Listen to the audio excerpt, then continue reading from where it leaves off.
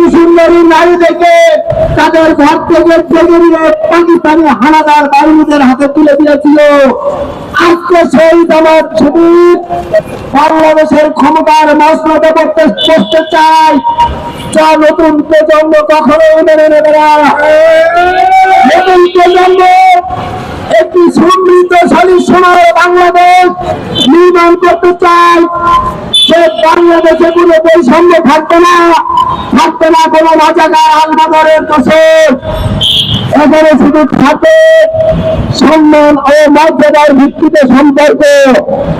কোন স্বৈরাচার, কোন স্বাধীনতা বিরোধী বাংলাদেশে তাদের ঠাঁই হবে না।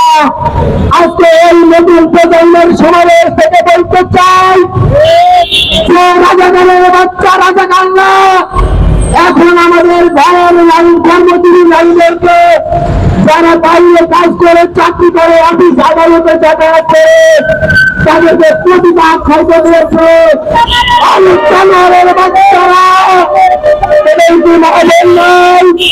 তোর মালকে ঘর থেকে বের হয়ে কাজ করে, তাহলে এই কথা কেন করি না যে আমার মা আমি জামাত শিবির করি, আমার মা বোনেরা বেশ্যা।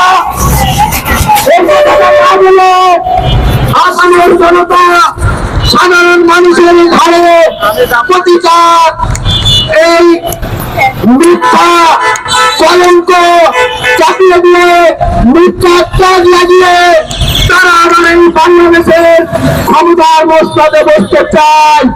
প্রিয় সংবাদ যোদ্ধা ও চলমান জনতা, আপনারা এই স্বাধীনতা বিরোধী দেশের শত্রু, মানুষের শত্রু, নারী সমাজের শত্রু, দুষ্কৃতিকারী, কলঙ্ককারী সমাজ শিবিরকে কোনো প্রশ্রয় দেবেন না। এদেরকে যেখানে পাবেন তোমাদের চিন্তা ভাবনের চালু পাবে। আমার ছিন্নাই দিয়ে গেলে, আমার ছিন্নাই দিয়ে গেলে,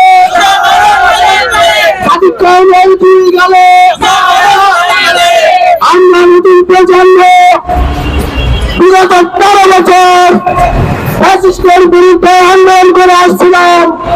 তারা জনগণের দুঃখ দুর্দশা ফেলেছে, ক্ষমতাকে কুক্ষিগত করে আজীবনের ক্ষমতায় থাকতে চেয়েছিল। আজকে তাদের কি হয়েছে? দেশ ছেড়ে পালিয়ে গিয়েছে। আর এই জামাত শিবির জানেন না ক্ষমতায় আসার আগেই আমাদের নারীদেরকে কলঙ্কিত করে দাগ লাগাচ্ছে, তারা নাকি প্রতিটা।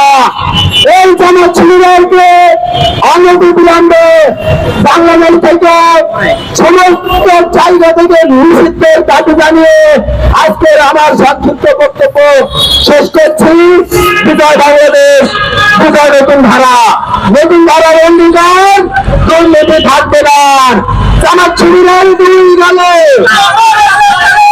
কেমন দুই গেলে, জামাত শিবিরের দুই গেলে, দুই গেলে